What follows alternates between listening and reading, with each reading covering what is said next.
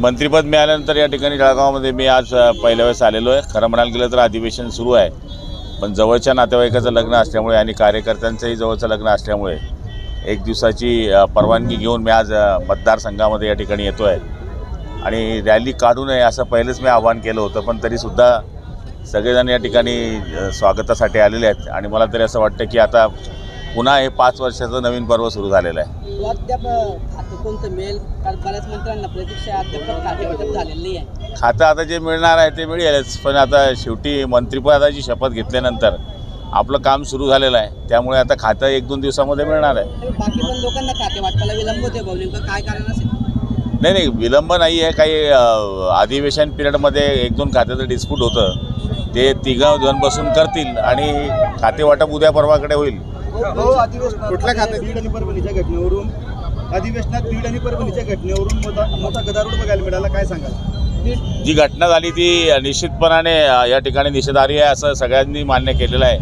आणि याचा अर्थ असा आहे की त्याचं कोणी राजकारण करू नये, कारण की बाबासाहेब आंबेडकर हे फक्त काही काँग्रेसची प्रॉपर्टी नाही आहे. बाबासाहेब आंबेडकर ही पूर्ण देशाची प्रॉपर्टी आहे. पण दाखवताना हे लोक असं दाखवत आहेत की फक्त बाबासाहेब आमचे आहेत. त्यामुळे बाबासाहेबांना हे एक काही मर्यादित करू नये. बाबासाहेब हे सगळ्यांचे आहेत आणि त्यामुळे ज्यांनी हे काही चुकीचं कृत्य केलं आहे त्याला शिक्षा द्यावी अशी सगळ्यांनी मागणी केलेली आहे. मला कुठलंही खातं आलं तर त्याला काय अडचण नाही आहे. शेवटी खातं असतं. कॅबिनेट मंत्री होणं एवढं सोपं नाही आहे आणि 5 वर्षाचा काळ काढल्यानंतर पुन्हा कॅबिनेट होणं माझ्या माहितीप्रमाणे ही जळगाव जिल्ह्यामधली पहिली घटना आहे. पालकमंत्री म्हणून आपलं नाव देखील चर्चेला आहे.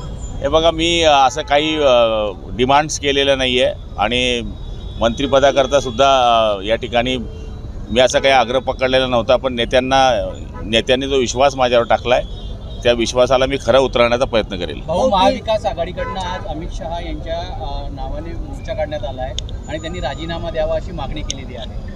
हे बघा, मोर्चा काढणं हे विरोधकाचं काम आहे आणि कोणी म्हणल्यानंतर कोणी राजीनामा थोडी देते. त्यांचं कामच आहे या ठिकाणी राजीनामा द्या म्हणण्याचं. बीडच्या घटनेमध्ये धनंजय मुंडेंचं नाव समोर येत आहे, त्यांच्या पण राजीनाम्याची मागणी केली जात आहे. त्यांना अटक करा किंवा कारवाई करायची मागणी होती. हे बघा, त्या ठिकाणी निवृत्त न्यायाधीश किंवा सध्याच्या न्यायाधीशाच्या मार्फत चौकशी करावी असे मागणी सभागृहामध्ये काल सुरेश धस आमदार जे आहे बीडचे त्यांनी मागणी केली होती.